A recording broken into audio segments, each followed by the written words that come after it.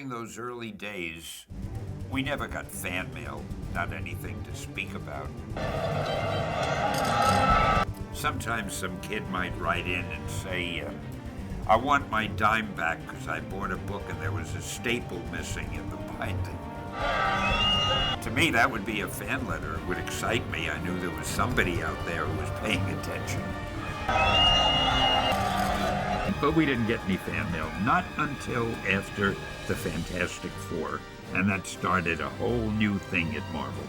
I just relate to so much of what Stan Lee writes. You love me, Stan! They had to hire people just to handle the mail. We had to work at night or on weekends just to open them. The one thing that I always tried to do was answer every letter we received or any phone call.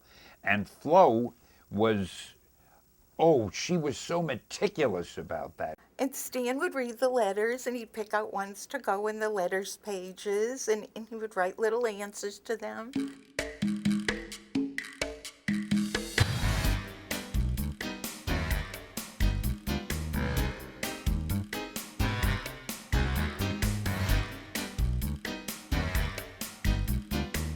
My name is Antai Bilgatai, and I grew up reading all kinds of Marvel comic books. I was an avid collector. I had thousands of comic books.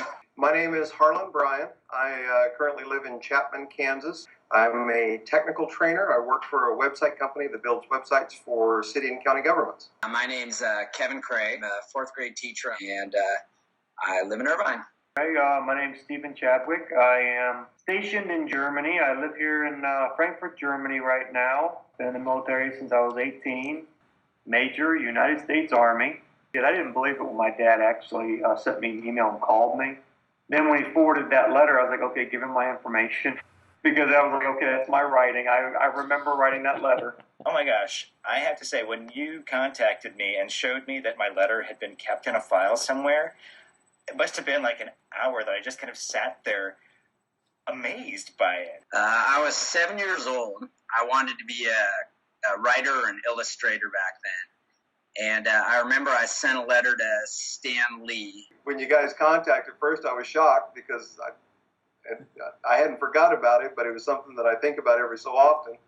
And it just kind of amazed that really he had kept that for that long. Just the fact that that letter had made it through 37 years was, just an amazing testament that he would even save that. Because like I said, the amount of fan mail he must get is incredible. And it was so funny. My wife was looking at it and she was looking at my signature at the bottom and just laughing her head off. I started subscribing to Captain America. That was one of my first subscriptions, and really enjoyed the storyline and really enjoyed the artwork and what was going on with that. So with the help of my mother, who actually typed it up, I dictated it to her, and we sent it off, and she said, well, we don't know what's going to happen with this, but we'll sure find out. I wrote one time specifically asking him for a picture for myself, which he responded to with a signed autograph. I was so encouraged by that I wrote to him again on behalf of my sister, who was really jealous that I had gotten a Stan Lee photograph, and I asked him to send her one for her birthday, which he also did. About a month or two later, I think it was, I got a postcard in the mail, and it was from Stan's secretary. It was kind of cool that she had even voiced it like he was standing right there, and he may have very well have been. That was him. He responded so nicely and would answer them or answer them through me. He cared. He truly did. There's a Marvel lifestyle that was created literally by the seat of one man's pants, and that was Stan. And it's just because he engaged the reader in this conversation. In some cases, he would even break the fourth wall. At the point when I was reading comics, like in the 70s and 80s, I would read Stan's Soapbox. He was a personality. He was the voice. Even in the bullpen bulletin page and the Stan Soapbox that I wrote, I would put in as many gags as I could. I tried to keep things light and not too heavy.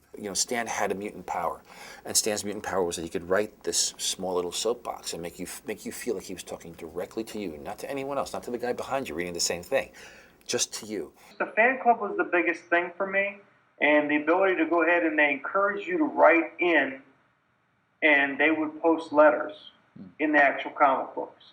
The story was great, but then afterwards, reading the letters columns and then his soapbox and signing off with Excelsior, that was always, just it.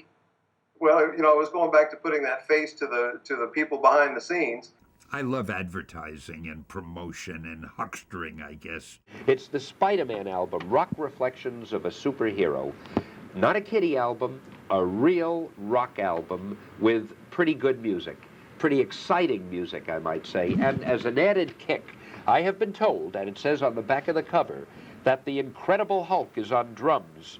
Spider-Man is apparently, he's doing something crazy there. Trumpet is the mighty Thor, Black Panther on electric guitar, and so forth. You can't get an album like that anywhere. And let me tell you how to get your Rock Reflections of a Superhero starring Spider-Man.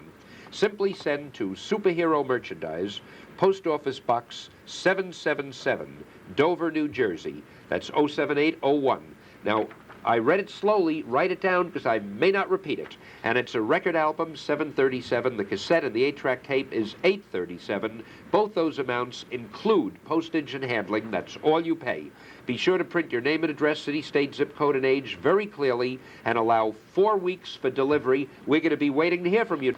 But the word Marvel is so great because I could make up all kind of expressions like, make mine Marvel, Marvel marches on, welcome to the Marvel age of comics. I think I like writing slogans and catchphrases better than anything. They don't take as long as writing a story. He created this group called this club called the Merry Marvel Marching Society.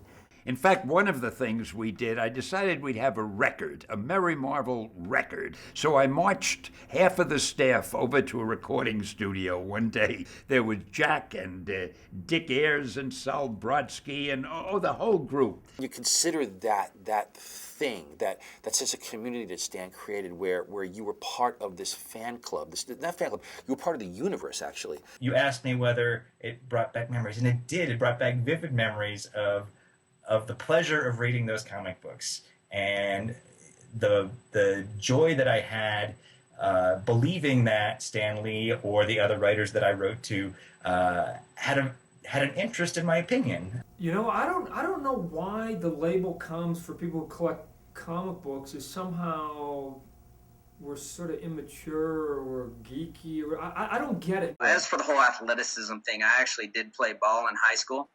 Sure, it was tetherball, but I was a kind of a backwards kid, but I could live through those comic books and enjoy right from wrong and always be on the good guy side. And I don't know, it made me feel better as a kid reading those.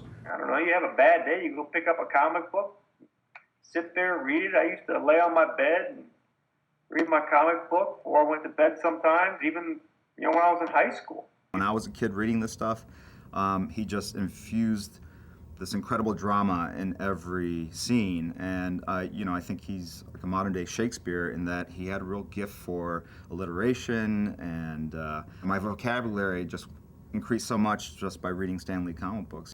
I think that growing up reading comic books really did help me to read. Not just, I was a smart kid. It wasn't like I needed the encouragement, but it made me a voracious reader. Because I loved that whole thing about, what's going to happen next. And so I would keep reading and keep reading. My mom was always a big proponent of that. She told me that it was good for me because it was helping me to read. And she said it did. Actually, I'm a 4th grade teacher. My wife teaches 2nd grade. And she was just sitting behind me and she's going, and I agree with her, any reading is good reading. I feel like by reading comic books, honestly, you become a better writer because you're being fed this stuff that taps into like a very ancient kind of form of storytelling in a way and very current form of storytelling. It's really timeless, which is what's great about it. I'm a playwright now. I work in the theater, and I think that learning from those stories and how it motivated me to keep my attention on them, it was a great life lesson as an artist. I think comics have changed, and there's a greater respect for what's in them now. It is neat to see them become a part of pop culture because, like I said, my wife teases me less now that they're a little more acceptable. When I travel, I'll make references to comic books in my trainings, And I'll mention Spider-Man or Captain America, and everybody always knows who I'm talking about. That I remember being a kid and going to Comic-Con in LA when it was on Sunset Boulevard, and it was literally just the lobby of a hotel, to seeing them in San Diego where they're huge and they're on the cover of Entertainment Weekly. And to see that kind of growth is nice because the nerds finally won out. Excelsior!